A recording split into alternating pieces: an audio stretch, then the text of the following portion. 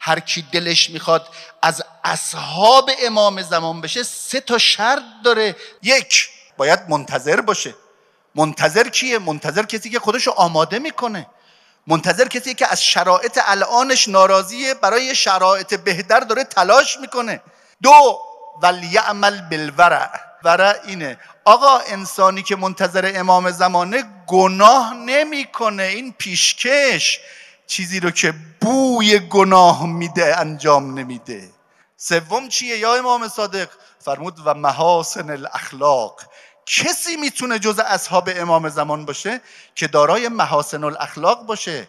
محاسن الاخلاق یعنی چی؟ منتظر امام زمان تو خانوادهش، در تعامل و معاشرتش با دوستانش، با اقوامش، با خیشانش، با ارباب رجوعش، با زیردستش، اولا گشاده رویه، لبی متبسم داره، خوشگویه، زبان شیرین داره، زبان نرم داره. منتظر امام زمان بد اخلاقی نمیکنه، بد دهنی نمیکنه. 3 خوشخویی. خوشخویی یعنی چی؟ یعنی منتظر امام زمان متواضعه، افتاده حاله، با سخاوته، با محبت، رحم دله.